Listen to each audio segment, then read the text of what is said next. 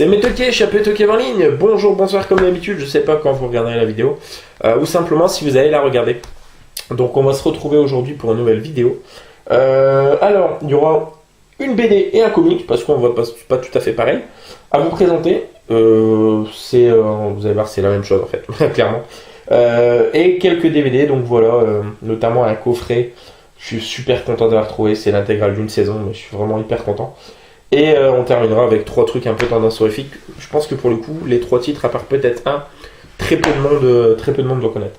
Donc, on va commencer sans plus tarder avec les bouquins. Alors on est sur le thème de voilà l'étrange Noël de Monsieur Jack. Je vous en parlerai plus en détail comme je le fais souvent. Ça en fait c'était un cadeau, donc ça fait vraiment maintenant longtemps, c'est fin novembre, que m'a offert Elisa pour mon anniversaire, donc elle l'a chopé sur Amazon UK. Et en fait c'est le comics, donc en petit format, de l'étrange Noël de Monsieur Jack. Donc voilà, on retrouve les personnages, Jack, Sally, Oogie Boogie, voilà, Zero, Lock, Shock, Barrel, donc Amsterdam. Et donc voilà, donc c'est sous forme donc de comics. Donc voilà, donc les dessins sont vraiment cool et c'est en anglais, donc ça me fait vraiment plaisir. Parce que simplement pourquoi? Parce que pour mon Noël cette fois-ci, j'ai eu par ma petite sœur la BD donc en français, donc en grand format, donc de l'étrange de Monsieur Jack, donc qui est vraiment super classe quand même. Et en fait c'est le même, hein, c'est vraiment le même, mais du coup je l'ai en anglais et je l'ai en français et en plus grand format, donc avec les plus gros dessins, tout ça. Donc c'est super cool et ça me fait vraiment super plaisir. Donc faudrait que je vois si vraiment c'est copié mot pour mot par rapport au texte du film. Moi je pense pas, parce qu'il y a quand même pas la place pour poser tout le script du film. Mais au niveau des dessins c'est quand même vachement fidèle et c'est super putain de cool. Donc je suis très très content et voilà, il est tout beau, il est tout lisse et tout neuf. Donc la BD et le comics de Nightmare Before Christmas. Et on va attaquer sans plus tarder avec les DVD. Donc le premier c'est une comédie française. Voilà, qui est sympa mais qui est pas ouf. C'est un film de Anthony Marciano. C'est avec un acteur phare, Alain Chabat, Max Boublil et Sandrine Kiberlin. Donc voilà, il est passé en plus il n'y a pas très longtemps pendant les fêtes de Noël de mémoire. Donc ça s'appelle Les Gamins. Voilà, c'est sympathique, on passe un bon moment, mais il n'est pas exceptionnel. C'est juste que pour 50 centimes, voilà, pour ma collection de films français, entre guillemets, de comédie française. Puis comme, voilà, Alain Chabat, c'est quand même un acteur que j'aime énormément, et Max Boublil, c'est un gars que j'aime beaucoup. Donc voilà, je me suis dit pour 50 centimes, je vais le prendre quand même. Donc il est pas ouf, mais il y a quelques bons moments quand même. Et voilà, c'est vraiment pas une daube, et c'est vraiment pas le genre de comédie qui est à bannir et qui est à déconseiller fortement. Très très très loin de là. Le second film, par contre, alors celui-ci, je voulais le voir depuis un bon moment. C'est réalisé par le mec qui a fait sûrement un des films que j'aime le plus au monde.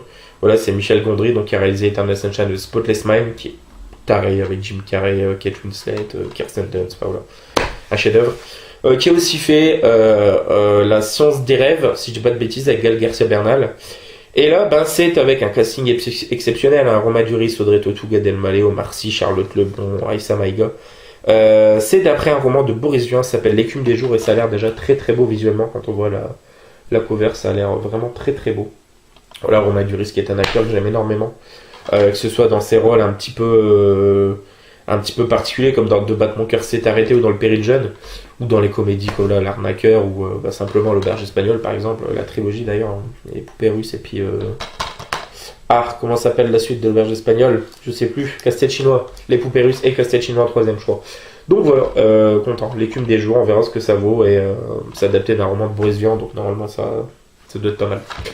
Hop, ensuite, très content parce que on a fini la saga de la planète des singes il y a pas longtemps, donc la nouvelle trilogie. Super trilogie, franchement. Pour moi, le deuxième est le moins bon. Mais globalement c'est vraiment une très très très très bonne saga. Et en plus dans le troisième on a le plaisir de retrouver Woody Harrelson qui est avec un bon rôle, franchement un rôle de soldat où on sent le cliché venir à 15 000 et au final on est quand même surpris par son personnage tout par la fin. Et du coup on s'était dit voilà, faudrait qu'on se remate forcément la saga originelle des 4 ou 5 premiers films je crois, ou je sais plus, et je crois qu'il y a même une série d'ailleurs. Voilà, je suis tombé dessus pour 50 centimes, donc le premier avec Charlton Heston, de Franklin J. Schaffner, donc La planète des singes. Voilà, donc je pense qu'un de ces cas, je m'achèterai sûrement hein, le coffret de la saga originale. Et bah donc voilà, donc le premier Planète des singes. On se mettra ça très bientôt, je pense. On arrive à ce fameux coffret.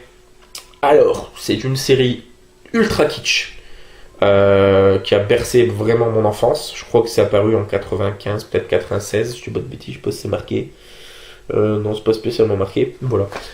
Ça passait sur TF1. Je sais plus si c'était une seule journée. Je crois que c'était que le mercredi. Ça devait être vers 11h de mémoire. Et c'est un truc qui vient du Japon et de tout ce qui est les... comment on appelle ça pas les hentai, bien évidemment. Pas les Saiyan non plus. Bref, je sais plus. Un petit peu comme ce qui était Sankuka et tout ça. Enfin voilà.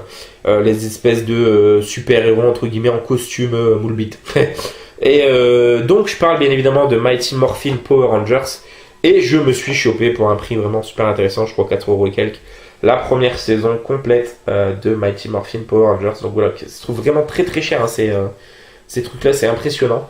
Et voilà, donc là il y a 5 DVD pour la première saison, donc 10 épisodes. Et voilà, enfin, regardez-moi ça, comment c'est kitsch. Je sais qu'ils sont sur Netflix, alors je sais pas s'ils y sont encore, mais ils les avaient mis. Et j'étais très content, je vais regarder quelques épisodes. Alors franchement, ça passait vraiment beaucoup moins bien qu'à l'époque. Mais pour la film nostalgique, pour le côté nostalgie, voilà, ça va très très bien aller dans mon étagère. Film d'enfance et tout ce qui est nostalgique, tout ça. Avec Power Rangers, le film justement adapté de cette série. Par contre, tout ce qui a suivi après, les 15 versions au moins qui ont fait, ça m'a jamais intéressé de regarder ne serait-ce qu'un épisode. Vraiment. Voilà. Et du coup, on va terminer sur 3 films. Alors, je pense peut-être 3 films inconnus pour la plupart, ou alors au moins 2. Donc, le premier s'appelle The Caller. Surtout, ne décrochez pas. Voilà. Chopé pour 50 centimes. Et le pitch, elle a vraiment plutôt pas mal. Donc, voilà. Jaquette plutôt très très cool quand même. Comment échapper à une psychopathe qui vous appelle du passé. Donc, voilà, une histoire de peut-être voyage dans le temps, ou je sais pas. Donc, fraîchement divorcée d'un mari violent, Marie, donc Rachel Lefebvre, alors qui a joué dans Twilight, ça très clairement je m'en bats les cahuètes, emménage dans son nouvel appartement. Il reçoit un soir l'appel d'une inconnue qui affirme lui téléphoner du passé.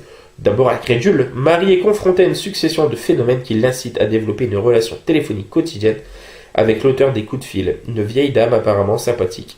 Pourtant, celle-ci se révèle être très vite une psychopathe qui transforme le quotidien de Marie en un véritable cauchemar. Effrayée, menacée, harcelée, sans répit, Marie tente de se débarrasser de son interlocutrice, mais il est déjà trop tard. Ouais, ça a l'air vraiment cool, vraiment vraiment cool. Donc, bah écoutez, on verra ce que ça vaut. Je vois qu'il y a Louis Guzman aussi, donc Louis Guzman. Voilà, The Caller. Et l'avant-dernier, donc, par le réalisateur de Projet Blair Witch. Donc, ça a titillé ma curiosité. Donc voilà, chopé pour 50 centimes. Et puis après, je me suis penché sur le pitch. Et je me suis dit, ça attise plus que ma curiosité quand même. Donc, c'est Eduardo Sanchez qui a fait donc le projet Blair Witch. Yul et Melissa, deux jeunes américains, passent leur lune de miel en Chine. Partis à la découverte d'une région isolée, ils apprennent que selon une légende locale, au cours de la 7e lune, les morts se mêlent aux vivants. Égarés au milieu de nulle part, ils se laissent surprendre par l'obscurité. Au cours d'une nuit de terreur, ils vont découvrir à leurs dépens que la légende disait vrai. Ça s'appelle donc la 7e lune, Seventh Moon. Et ben ça a l'air plutôt pas mal. Et le dernier, donc voilà, celui-ci j'aime beaucoup. C'est un film des années, je crois, 80, je dis pas de bêtises. C'est par le réalisateur de Entretien avec un vampire, donc Neil Jordan, avec David Warner. Donc on retrouve dans Titanic, mais je vous avoue que du coup, je vois plus qui c'est dans Titanic. Et Angela Lansbury et Sarah Patterson. Donc ça s'appelle La Compagnie des Loups. Je ne sais plus, je sais que quelqu'un l'a trouvé dans le groupe récemment, je sais plus si c'est Chris ou je sais plus. Derrière chaque homme se cache un loup. Rosaline, enfant secrète, passe son temps à lire dans sa chambre remplie d'animaux en peluche. Ses nuits sont habitées de rêves étranges et fantastiques. Les contes et légendes de ses voyages sont peuplés de loups très ravageurs. Donc voilà, c'est cool de l'avoir chopé. J'avais pu le prendre à plusieurs reprises, mais il n'était pas en bon état. Et là voilà, pour 50 centimes en très bon état. Donc La Compagnie des Loups. Donc voilà, ça termine cette vidéo les amis, j'espère que ça vous aura plu. Nous on se retrouvera très prochainement pour une nouvelle vidéo. Joël, un livre, mais ok. Ciao ciao.